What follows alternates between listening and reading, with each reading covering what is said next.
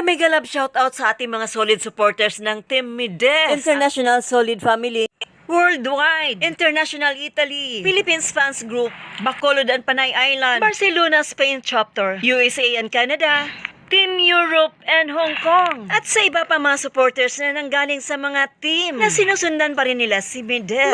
Magandang umaga sa inyo lahat mga kaibigan, lalong-lalo na sa ating team community ni Mides. Ito na ang kopyang nakuha niya galing sa One Media Production, and she was authorized to use the copy of the video when she was one of the guest speaker and was invited by the One Media to celebrate the Peña Francia devotion. And as a devotee, she said that as a social media influencer, she wanted to contribute herself as a light to others or a light against the bashers. So, sana panoorin nyo ito sa video ngayon na nakapost lang just this morning. And it was an exclusive interview only for herself. Unlike before, the first one we saw is yung the entire program or celebration of the devotion ng Peña Francia within Naga City. At alam nyo ba guys, on the way to One Media Production, ay napakasaya ng ating si Bunso. Why? Dahil nasundo ba naman lamang siya ng kanyang Prince Charming. Pero of course, hindi pa pinakita. Dahil according to Mides, ay oobserbahan muna niya. Kaya hintay-hintay lang tayo at huwag kayong mainip. Darating din ang araw na ito'y bigla na lang sumambulat. So, based on her face na napakasaya ng ating si Bunso at napakaaliwalas ng kanyang mukha, iisa lang ang ibig sabihin niyan. Alam niyo na yan. Kinikilig ako.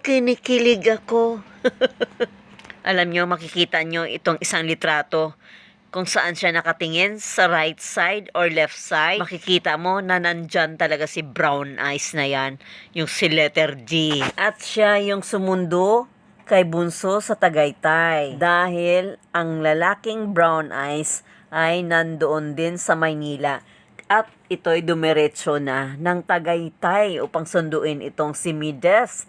Kaya sorry na lang kayo dyan.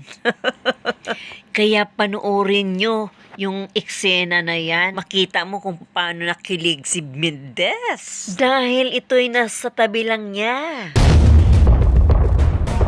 Kaya guys, during the devotion of Peña Francia, ay dumarayo pala itong mga co-bikers ni Mides sa Naga City upang makikiselebrate doon sa fiesta ng Peña Francia. As sa devotee, ay sabay-sabay nilang pinuntahan kung saan nakahimlay ang mga imahe ng mga poon o ang Peña Francia. As a devotee, ay yearly nila itong ginagawa. Siyempre, sumakay din siya ng motorbike. Nakasama naman si Jana, ang kanyang assistant secretary. At pagbalik naman, galing sila sa poon, ay napakitang gila si Bunso kung gaano kaastig. Sumakay sa isang motor. Baka gayahin na naman ito ng mga bangaw.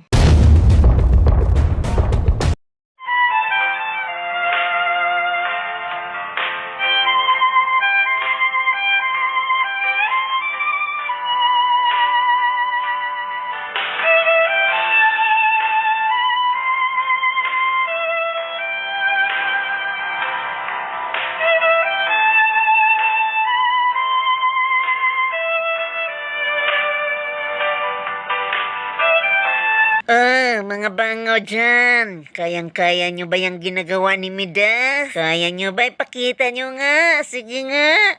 Kaso lang, hindi kaya ng idol nyo, maiksi lang yung paa eh.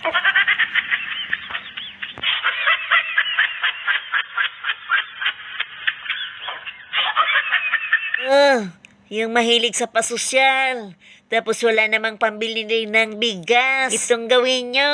Huwag na kayong magpasosyal-sosyal. Magtipid kayo, no? Para makabili ng bigas.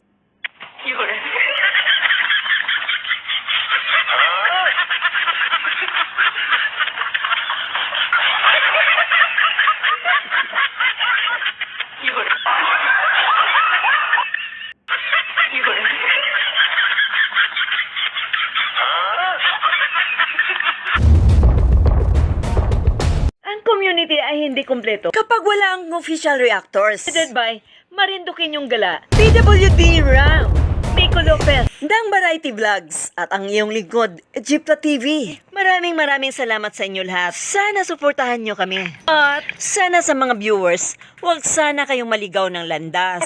Huwag sana kayong maligaw ng landas.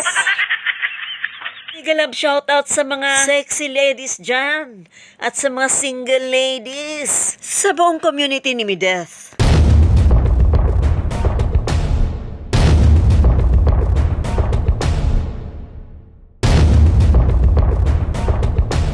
Alam nyo, ang buhay ng isang guro, guys, ganito sila. Kung paano sila maging masaya pagdating sa pagkakataong ito.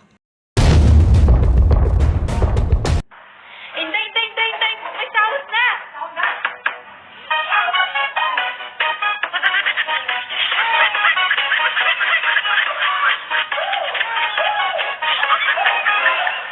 A few moments later.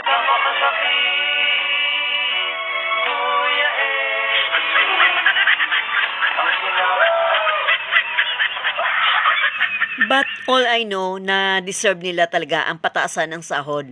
And lately lang, recently, mukha yatang napataasan na sila ng sahod. Twice yata na nagkaroon ng increase sa panahon ni Duterte at sa panahon ngayon. And they deserve it bilang pangalawang magulang ng ating mga anak. Egypta TV, God bless you all.